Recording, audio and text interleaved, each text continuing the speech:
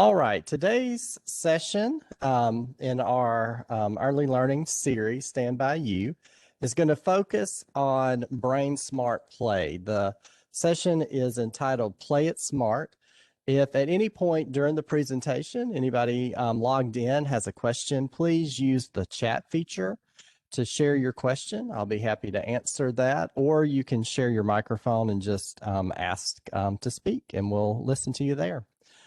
So again, play it smart. So our focus today is on how we can learn through play. But before we get into that, I want to do just a little bit of a review of what we did last time. And I'll remind you that I came up with this very scientific explanation for how learning happens. Now, I'm saying that tongue in cheek, of course, but I do think there's some validity to the statement that learning occurs through this very scientific process of fake it until you make it. Everything that we've learned in life, we've learned it through the process of first acting like we could do it. And then as we practice that faking it until you make it process, eventually we get to the point to where we are able to do that thing. I also talked about the pendulum swing that tends to happen in education and how there's two sides to that. One side is this extremely just let children go, just let them play and all that kind of thing. On the other side is this very regimented approach of we got to do drill and practice on worksheets and all this kind of stuff. And what we want to do is to take a more balanced approach. And a lot of this presentation is going to talk about how we do want children to be leading the way in how we're playing, but at the same time, we also want to be very intentional in our interactions with the children along the way. We talked about developmentally appropriate practice and what that looked like, that children are encouraged to talk, to observe, to wonder, and explore the environment. We're going to talk today about some very specific things we can do to facilitate that. Children are invited to have authentic, meaningful experiences with literacy. We talked about the importance of holding the child in your lap and holding the book together and reading together. And then giving children opportunities after you do those read alouds to then play and act out those stories and that kind of thing. Children have regular opportunities to express themselves on paper through drawing at first, and then eventually as they develop the ability to write through writing. We talked about how this reading and writing are reciprocal processes, and as you learn to read, it's going to help you to learn to write. As you learn to write, it's going to help you to learn to read. So we really want to be doing both types of activities with our children. We also talked about how abundant play opportunities support children's learning literacy, so extending beyond just reading the book to actually playing with those ideas, that fake it till you make it component. And the other thing with developmentally appropriate practice is that instruction in literacy learning is evident. We're intentionally teaching literacy skills along the way. What developmentally appropriate practice is not is children spending that time working on the worksheets, like we said before. The reason that worksheets are a problem is particularly young children need very concrete experiences with learning. And a worksheet just isn't a concrete experience. It's filling in a blank. A lot of times the children aren't able to make the connection between the print on the worksheet and the real thing. If I were using a worksheet with very young children, and let's say I was doing a math concept, the closest thing you could get to concrete interaction would be to have actual pictures of apples. A lot of times worksheets will have like little cartoon looking pictures of apples. Even that's not real or concrete enough for young children. You would want something that was the real image. But what's better than that? Just bring in the apples. Let's count the apples themselves and interact with those things. It's much more easy for a child to make that connection, that this process of counting to three, it represents three separate things if they have the three apples in front of them that they're interacting with. In developmentally inappropriate practice, instruction is focused on repetitive drills. We all remember those speed drills we had to do with multiplication and all that kind of stuff. Opportunities for writing are focused on correct spelling and proper handwriting. And with young children, if we're focusing too much on that proper handwriting, first of all, they don't have the fine motor ability to really write perfectly yet anyway. We got to do a lot of working out those muscles with Play-Doh and doing different kinds of things, working with manipulatives. And then the correct spelling, children are figuring that out. And if we emphasize the correct spelling too early, we're going to stifle their desire in the literacy learning. So we want to avoid doing that. And then also in developmentally inappropriate practice, few opportunities are provided for students to learn through authentic literacy experiences. Again, there's a lot of focus on filling in the worksheet or just reading one little passage, and children really need to have the opportunity to engage with good story books, with good pictures, and have experiences that come after that. So let's get into today's topic, which is play specifically. And unfortunately, we got some people virtual, we got some people live. If we were all live, I would pass out balloons. And at this point, I would ask you to blow up your balloon. And then I would encourage you to take just about a minute to play with your balloon. Now, you can imagine we would see a whole variety of different types of things happening with the balloons just in that very simple activity. Some people might be bouncing the balloons up in the air. You might actually see some people starting to play with one another and bouncing the balloon back and forth. When I've done this before, I've seen people put the balloon on their head or use it as some kind of prop for something else. You get to see a whole lot of things. What else do you think you might see if we all played with balloons right now? If we had 50 people in this room playing with balloons, kicking it to each other, what do you think people's faces would look like? Yeah, you won't see a whole lot of frowns in the room. You'll see a lot of smiles, lots of happy people, lots of energy, lots of movement, all that kind of thing, simply by adding just one play prop to an environment.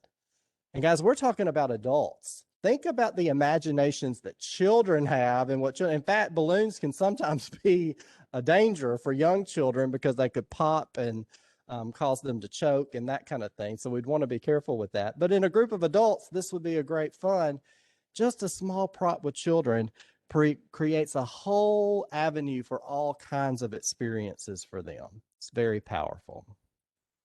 Now, at this point, I want to start us on this journey of becoming brain heroes. And I have this short video that I want to play for us that talks about how we can all help children along their development by becoming brain heroes. Let me open that.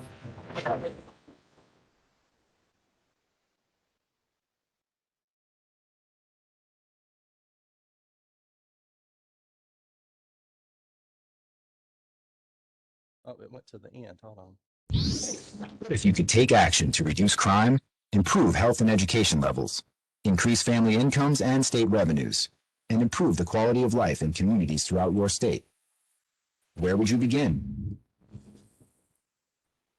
Science tells us that we may find the solutions to these complex social problems in early childhood, when the architecture of the brain begins to form.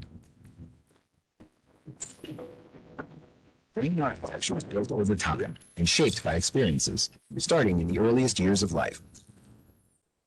The most important experiences come from the environment of relationships that interact with each child: parents, extended family, and caregivers of all kinds.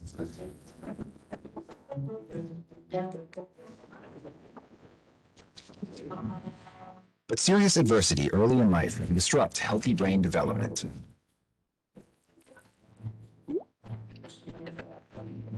Both brain architecture and behavior are increasingly difficult to change as individuals get older. So what happens early matters for a lifetime. Now imagine you can take action to improve the lives of the children and the quality of life in this community. Where and when would that action be most effective?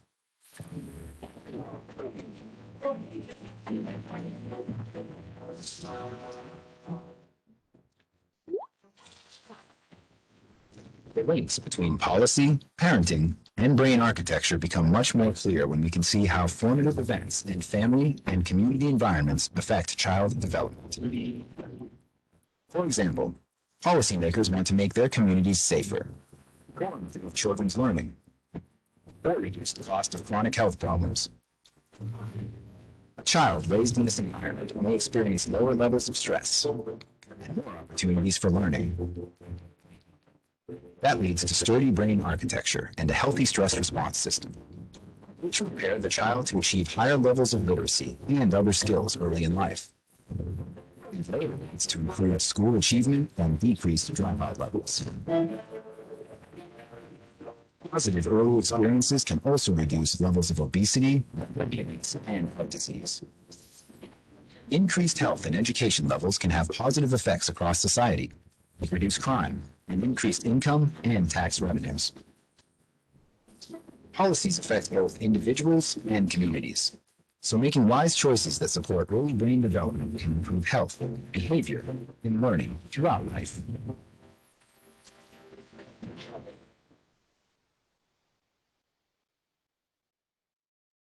So I'm encouraging you on this journey of us all becoming these brain heroes, helping children to have these positive early experiences that really enhance their lives.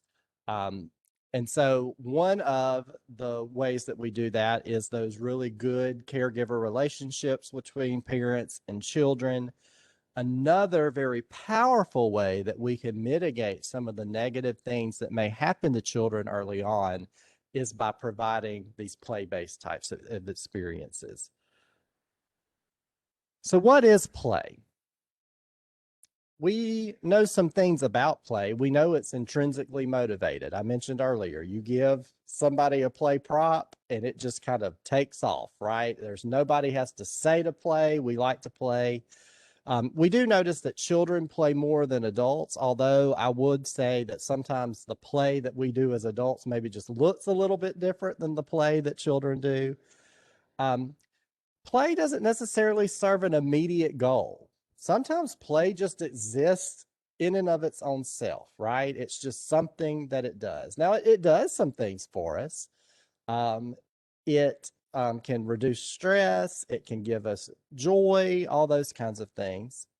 Play also typically occurs in a stress-free environment. It's a powerful stress releaser, and it just exists for its own sake, okay? So we don't have to sit down and make children play, right?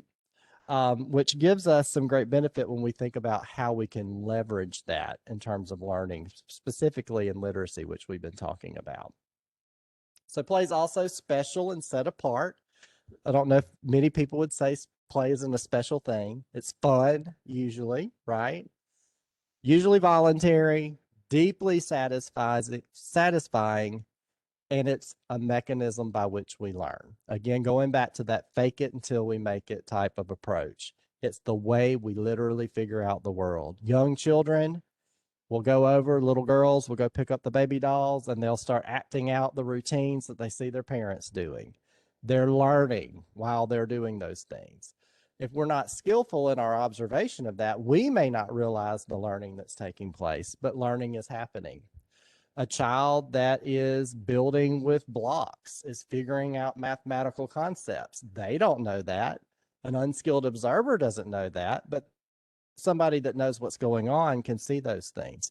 They're learning things like position, above, beside, and all of that is enhanced when we come alongside and begin engaging in that play. Jean Piaget said, play is the answer to the question, how does anything new come about? Play is a very creative process. It causes us to come up with new ideas and to engage in new things.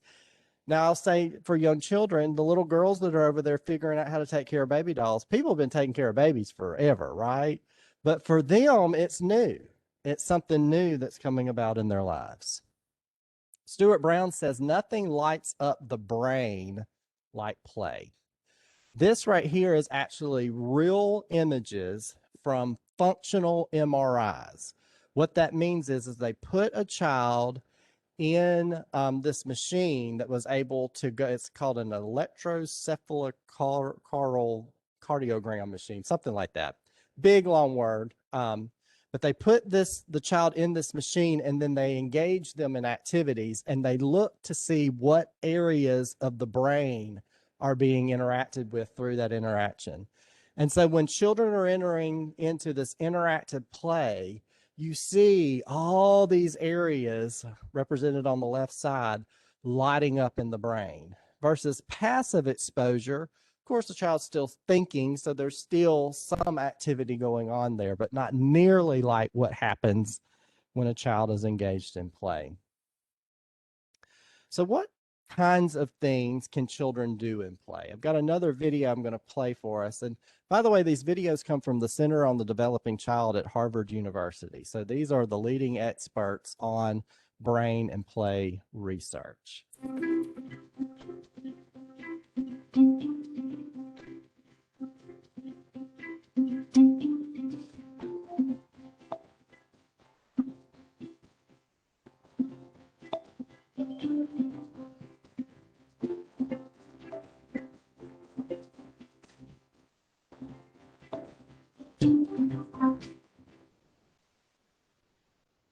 When we play, we are at our happiest and we can withstand incredible hardships.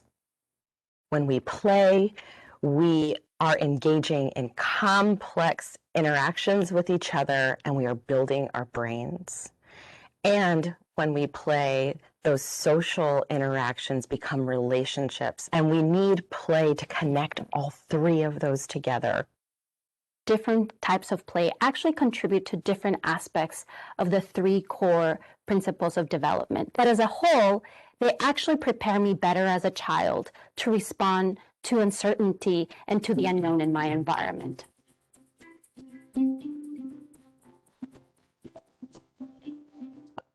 Play supports responsive relationships between caregivers and children by inviting an interaction that is already natural for both the parent or the caregiver and the child. The child naturally wants to engage with the parent around an object or around an expression or around a story. And likewise, parents or caregivers want to respond to that invitation from the child. At Nebraska Children's Home Society, one of the things that we do a lot of is play. And so what we want to do within those programs is promote the opportunity for family members to play with their children, to see how they can build that relationship. Families are struggling with scarcity issues and they're very busy. And so for them to just take a minute and see how it's helping their child when they're playing with an object and coming up to them and sitting down for just 5 minutes and interacting with them and asking them open-ended questions about what they're doing. If you can cue them into that and then also model that for them in the home environment, they're much more likely to do it themselves once we leave.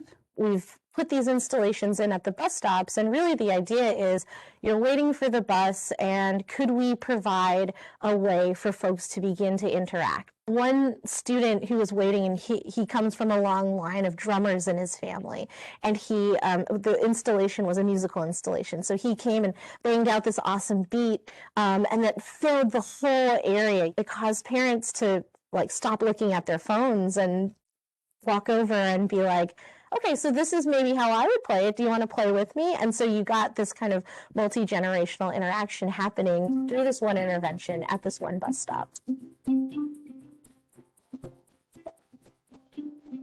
Play engages core life skills by requiring children to actually plan their interactions around play. When you are trying to build a tower, for example, you actually have a plan of what you want it to look like. And so you are thinking and using your planning skills and also problem-solving skills if that tower topples over. Or when you're playing a game, you're having to follow rules and sometimes be flexible because your friend wants to change those rules.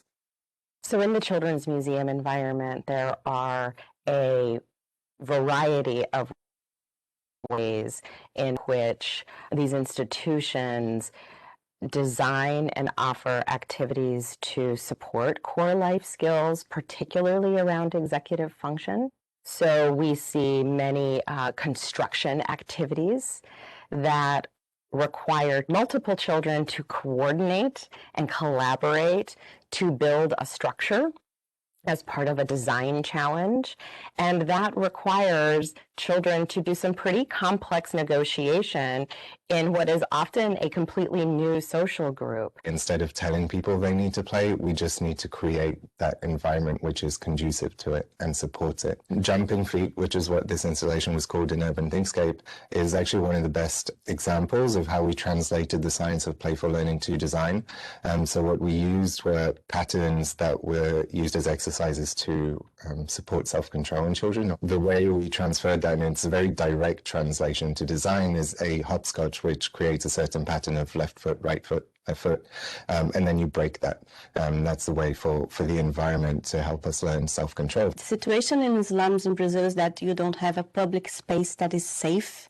So the kid cannot go outside and play by themselves or enjoy the nature because they don't have the space. So imagine a kid confined in a house with an adult that doesn't know how to stimulate that kid. If the adult was more prepared to provide resources or situation in which the kid could play under their guidance, the kid could learn how to self-control, because I'm here trying to do something, having a spoon and trying to use it with my pans or things like that. So by playing, kids are exploring and understanding the world around them. And in this process of experiencing, testing, understanding, they are learning social skills, motor skills, emotional and cognitive skills.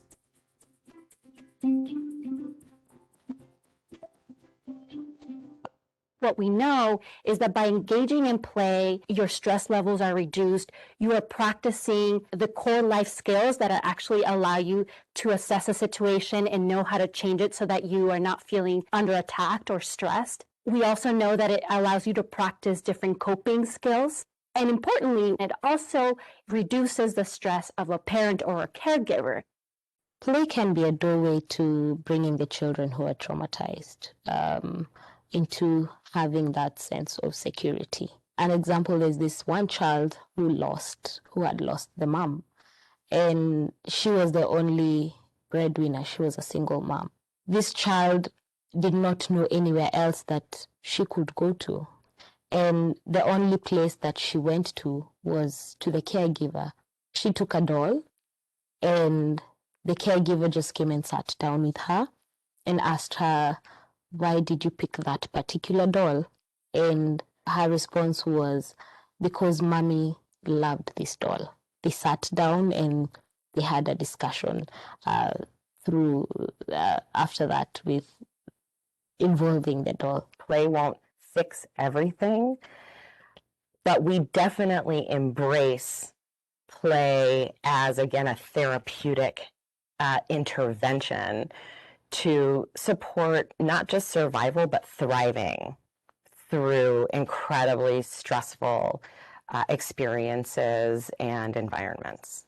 There's been a ton of work done by the Louisiana Children's Museum in the wake of Hurricane Katrina on how to take play, among other methodologies, child-centered methodologies, to really help children heal, how to process their experiences and express them in ways, again, that are therapeutic and that are developmentally appropriate.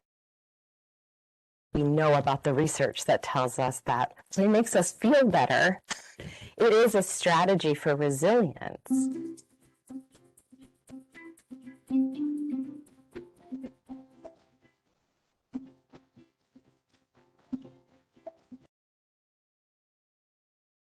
So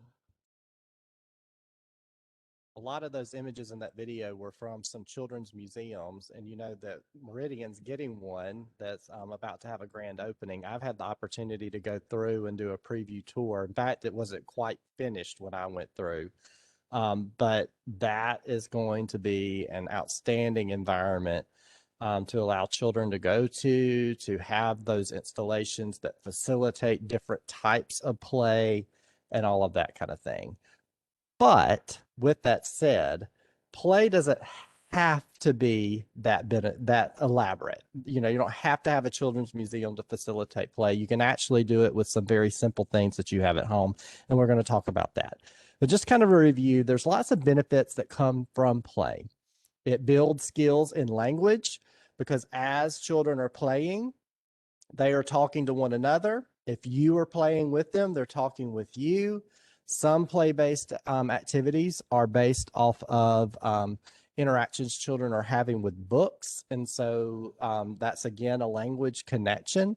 I can remember when my children were playing when they were little, my son would say to his sister, and you guys have heard kids say this, 10 like, okay, 10 like, I'm this person, you're this person, we're going to do this, and then we're going to do that. And so then they take the toys and they would do that little interaction. And then he'd say, now 10 like, and then he would go through the next thing. And if you watch them playing, they were actually doing more talking than the actual play.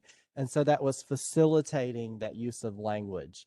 Literacy, of course, I just mentioned connecting with books and having that connection. Children develop the ability for numeracy and math concepts as they're engaging in play.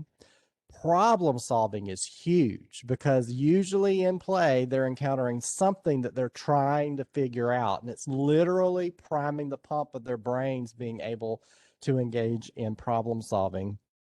And then, of course, exploration and creativity. Arts type things are wonderful play types of interactions. Play helps children to manage risk assessment through trial and error. And in fact, children will engage in safe, risky behavior in play. Hopefully it's safe, and we as adults are making sure they're in an environment to where they can take risks that are safe, right?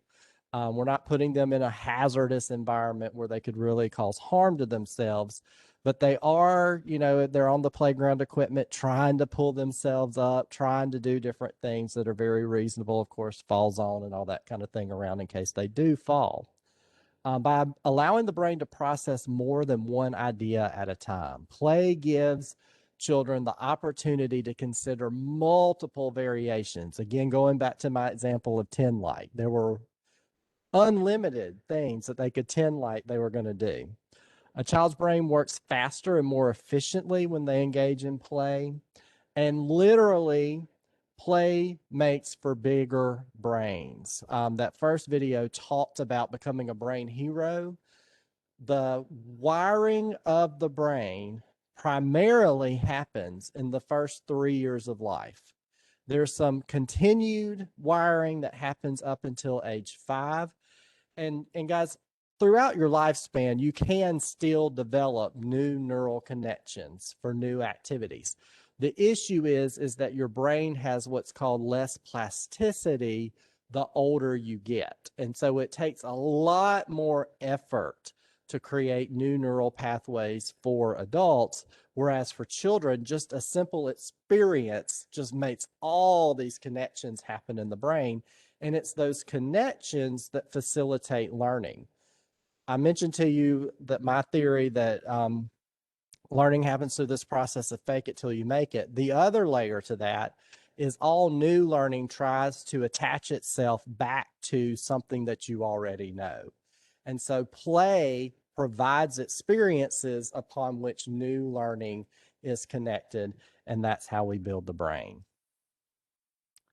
Allison Cadlick with Stuart Brown said, play is a fundamental organizer of complex systems of the brain. It's literally the way that children put together their understanding of the world and how it works. They're creating patterns of understanding by engaging in play-based activities.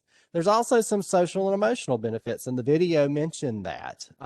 Play helps us to feel good, to feel better. It helps us to connect with others. One of the things that I noticed when I was doing some research after schools started the new Common Core state standards, there were a lot of kindergarten classes that overreacted to those standards. And I went in and observed some of those classrooms where the students were required to stay on task all day long. They were sitting at tables together but they were not allowed to talk to one another. They had to sit and do their work on their little sheet or whatever. In one of these classrooms, this little girl was kind of sitting in the middle of the room, and she had this big bow on the top of her head. And I was trying to sit to the side, not be obtrusive to the environment, just observe what was happening and going on. And her eye happened to catch my eye. And she reached up and she pointed at that bow. She was just trying to engage with somebody. She wanted me to notice her bow. I saw kids looking at each other, and I don't know what they were saying, but they were talking to each other with their eyes because they weren't allowed to speak with their mouths. That's the opposite of what we would want to happen in a kindergarten classroom. We want students to have opportunities to interact with one another so that they're building that language that's so important to literacy, but also so that they can learn how to get along with one another. One of the biggest hurdles to learning in our schools is students who don't know how to get along with one another. And play gives us that social emotional benefit of learning how to make those connections with others. It helps us to cope with unpleasant emotions. How many times is there a big disruption? You're a teacher in a classroom because somebody doesn't know how to control strong emotions. Play is the forum to learn how to control those things. It's where you learn how to read social cues, learn how to exercise empathy and begin that process of being able to take someone else's point of view, develop emotional resilience, and also be more flexible. There is a lot of cognitive benefit that comes from being flexible. Another thing, play promotes healthier, stronger bodies. When play is physical, the heart pumps more blood and the brain gets more oxygen and the muscles become stronger and more flexible. It literally energizes us as we're playing. And so there's lots of physical benefits. Now, speaking of flexibility, again, we're in a virtual setting, so I won't actually do this with our one person that's here with us in person. But at this point, I would invite everybody to play, and we would practice trying to take different poses and that kind of thing, just to emphasize, again, that feel-good, energizing response that comes from play. So to repeat, we play because we can, and we play because we must. There's lots of things going on in the brain during the ages of 2 to 7. In fact, I mentioned Piaget earlier. He did a lot of studying about how children develop, and he developed some stages that we can look at in terms of development. And of course, the first stage is like infancy, that age before 2, and a lot's going on at that stage, but one of the hallmarks that happens when a child moves from that infancy stage over here into what we call the pre-operational stage, and just a way to kind of keep that in your mind, preschoolers, pre-operational, is the ability of symbolic representation. Around age 2, we all of a sudden see these babies just have an explosion of language, right? They're able to use all kinds of words that they weren't able to use before. Now, their ability to understand words started at the very, earlier, and now they're actually able to use those words in a symbolic way to represent other things. How do you know a child's moved into this stage and they've had that symbolic representation? It's when you see them over there playing with some kind of toy and they pick it up and they act like they're talking on the phone or something like that. I guess kids these days act like this, punching, because that's what we do on a phone now. But when they're able to use an object that's not that object to represent something, you know they have this symbolic representation. You also know they've gotten it because you start hearing those words coming out of their mouths. It's very important that when you're around children, you are careful about what you say, because kids have the darndest way of repeating what you shouldn't have said, right? But during this stage, huge language development, rapidly accelerating. They're beginning to internalize some events. This is the stage where they actually begin to think with symbols and words. Before that, they just had these simple motor actions in their mind. Now they're actually thinking in words and symbols. And I sometimes when I'm teaching a child development class to my college students, I'll do this activity where I'll have them try to recall their first experience, their first memory that they can remember. Of course, they're having to try to think about what that might be because it's impossible to figure out what was the first memory. But when we do this activity, they'll go around the room. I'll have everybody share what their memory is, and then they'll share how old they were. And inevitably, it will be somewhere around this 2 or 3-year-old age. It'll be some memory that has some kind of strong emotionality to it.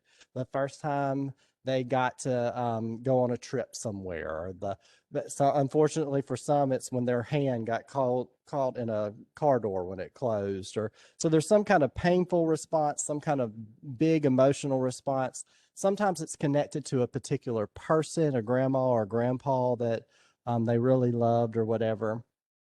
But they have this memory. And the reason that they would begin to have this memory about this age is because that's the first time they'd have that ability to have that memory. They're also able to express ideas on how they see things. Now, preschoolers are it's very hard for them to take somebody else's perspective.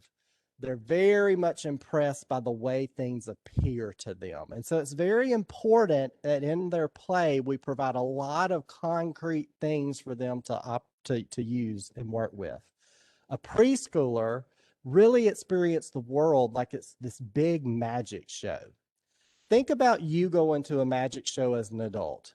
You've probably seen the act where they put the lady in the box and then they pull out the saw and they act like they cut her into 3 parts and pull the box apart.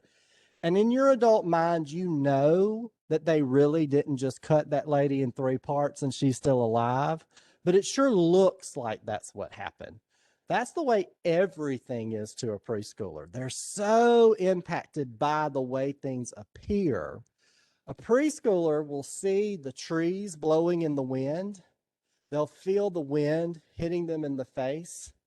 And again, they're figuring out the world, and they'll say, you know what? Those trees must be moving and making the wind blow. Now, we as adults know that's not logical, but to a preschooler, think about it. They're figuring it out. The thing moving is bigger in their mind than the wind that they can't see, right? And so they're very much impacted by the appearance of things. And so they need those concrete things to work with. That's why the worksheet doesn't do it for a preschooler, because they can't figure it out like they can when they have the real objects. So why play? It's the true language of children, traditionally been the heart of all preschool programs and should be supported because it results in learning. It provides social interaction, hands-on learning, early problem-solving skills, collaboration, and it allows children to express those emotions and learn how to manage those. Play is not a break from learning, but it's the pathway towards learning. Now, we have a variety of pictures here, and you can see the hands-on type of activities that these children are interacting with. Some issues that we run into play that we need to be careful about is too much structure in play. We wouldn't want to sit down with a child. I'm thinking about those Lego boxes that say for ages, 13 to whatever. We don't want to sit down with a 3-year-old and say, here's the instructions, build this. They need to have the ability to make their own decisions, to have very flexible play patterns and that kind of thing. Another issue is that it's often adult driven.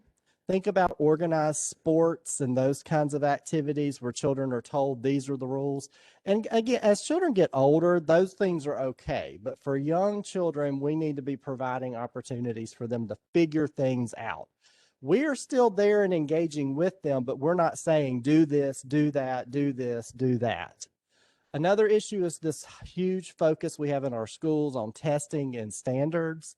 And oftentimes the play-based activities are kicked to the side because we've got to focus in on these other things that we've got to do. And that is the complete opposite of what we really should be doing. Because again, these young children need to have those concrete experiences to solidify that learning they're having in school. Another issue is it's just not seen as important. There's lots of parents, they'll let their kids play, but they don't think about the fact that they can enhance that play with some very simple interactions. A lack of play negatively affects all the domains of development. In that last video, they talked about that children's museum in Louisiana and how they provided some interventions for children.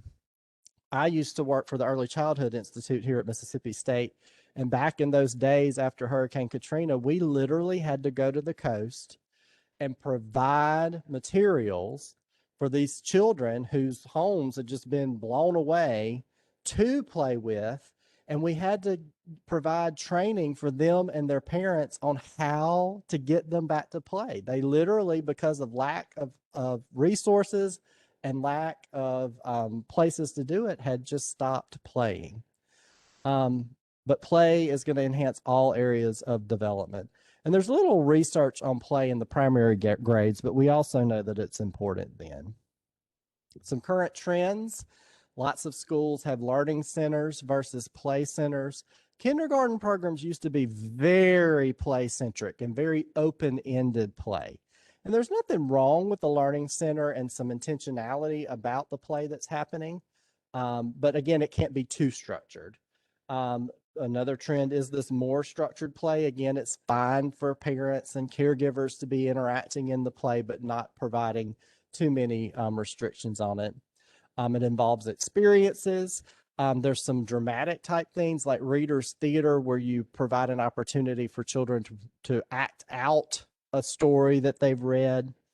There's this 5E process that's a current trend in education that really gets classes out of the idea of the sage on the stage for teachers just sharing information and everybody's taking notes, but really giving students the opportunity to be engaged by content, to do their own explorations, to report back out what they're learning, and then actually apply that learning. And then, of course, everybody's heard STEM, right?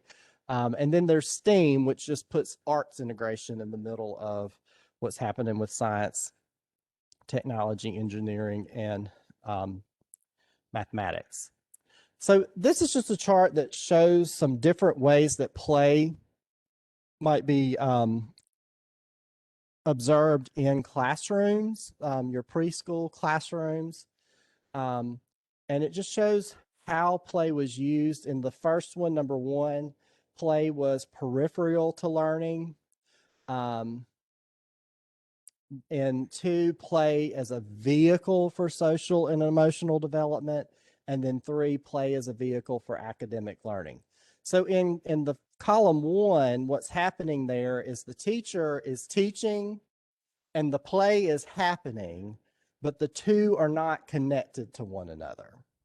In the second one, number 2, teaching is still happening and play is happening, but there's a big focus on the play in terms of facilitating social interaction, social emotional development, that kind of thing. And then in 3, the teaching is happening, and then the teacher is using play-based interactions to apply that learning in the classroom. And what we've found from research is it's category 3 that has the best outcomes for our students, because there's an intentionality about how play is happening and it's connected to their learning experiences. Now, this is looking at classrooms. When my kids were little, I looked at what they did at school because I was being sent home papers and that kind of thing. And then we would play at home based off of the things that they did. So that's more reflective of that column 3. So setting a stage for playful learning. A lot of times we as parents will send the children away. We'll say, go play. And that's fine, for some of the time.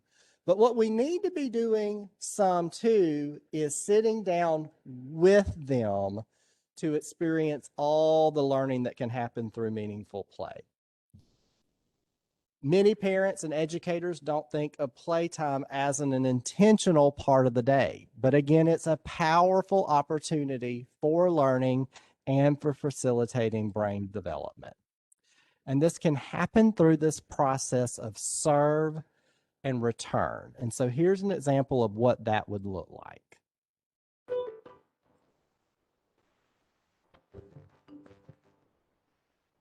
know that you can help build a child's brain?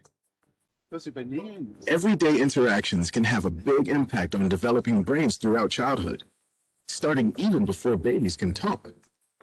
Scientists call this serve and return, like a game of tennis or ping pong. A child serves by showing an interest in something, and the adult responds in a supportive way. Finding moments throughout the day to do it is easy and fun, and you'll be building strong brains. You can use 5 steps to practice serve and return with any child. Step 1, share the focus. When a child is interested or curious, you can see it. What's this? It's a stroller. Watch this child look at something in a book, right there. Turning shows interest. Cow. So does making a sound, like this child. And mom is paying close attention. See baby moving those little arms and legs and focusing on the ball? That's a serve. The key is paying attention to what the child is noticing. Oh, you like those guys too? Look at grandpa sharing the focus. By noticing serves, you will help build curiosity, and you'll strengthen your relationship. Step 2, support and encourage. You can return a child's serve by saying a word of encouragement. That's right. Pretty good. Watch Grandpa return this serve by saying thank you. Yeah. Thank you. Even a facial expression can encourage a child. Orange. Or emotion, A. like this mom dancing. Time. A. You can also pick up the object that the child is pointing to and bring it closer. We need help to sit her down. Need help? Things like helping and playing with the child let them know that their thoughts and feelings are heard and understood.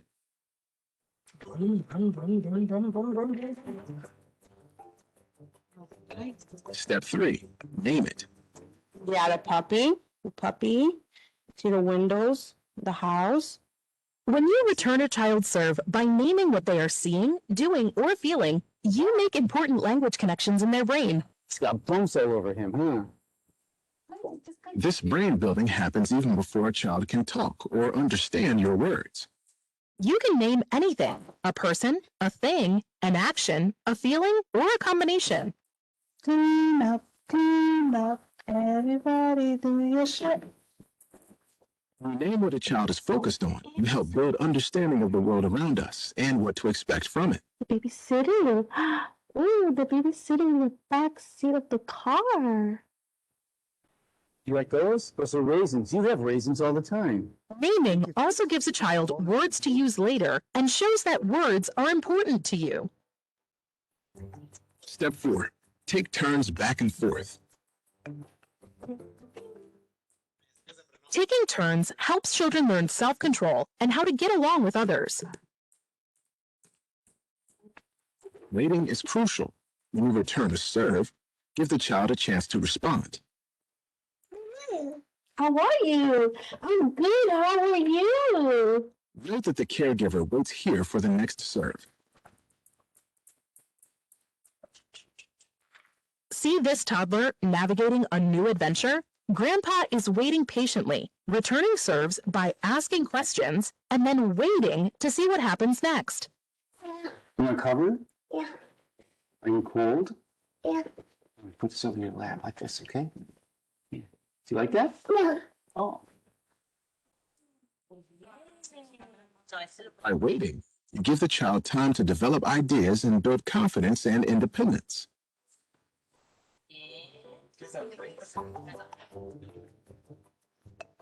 Step 5, practice endings and beginnings. Want to go over there? Children signal when they're done or ready to move on to a new activity.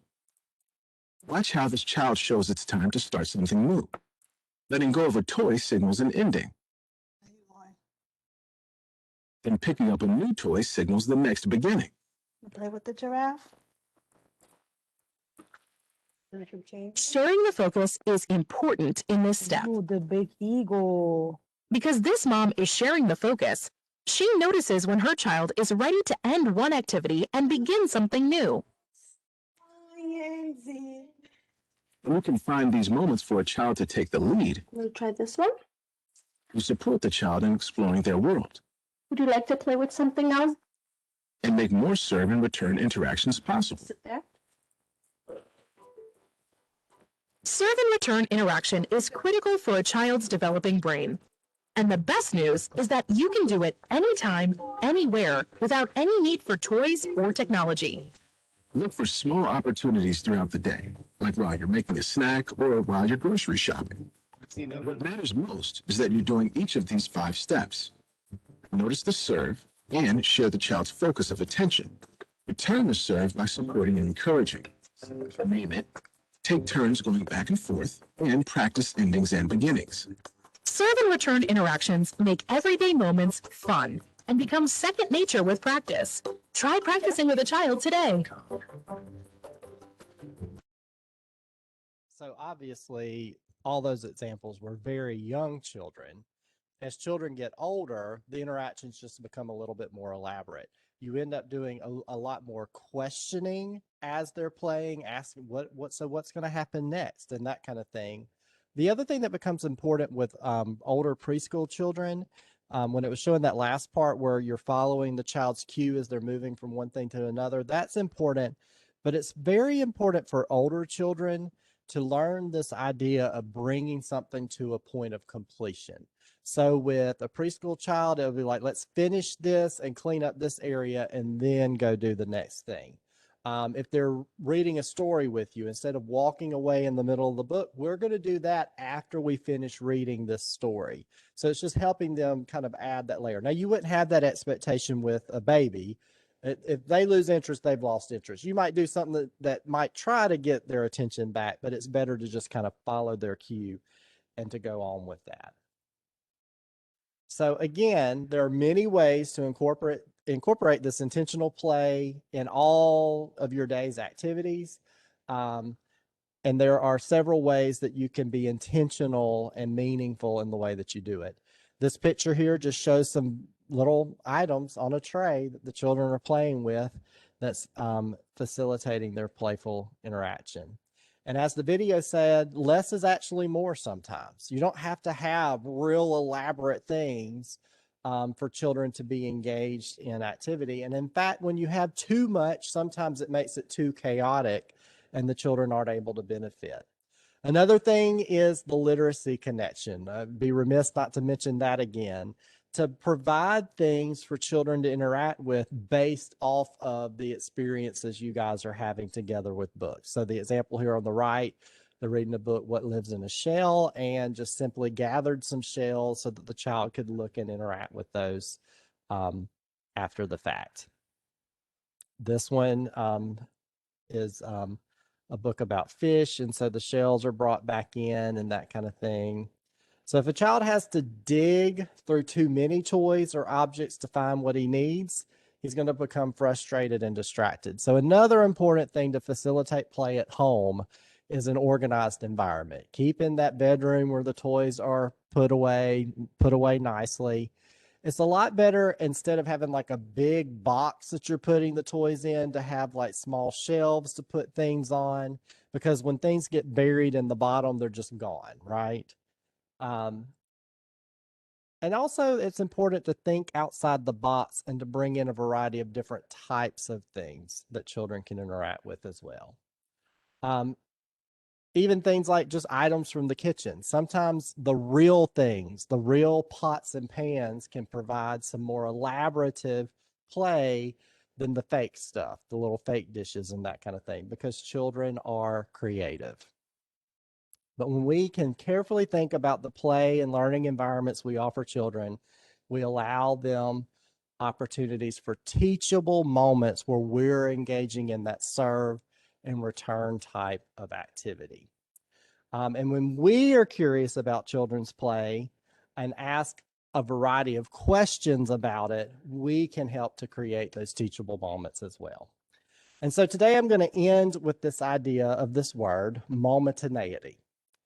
Kind of a funny word, but basically it has this meaning of that there are moments that contain eternity.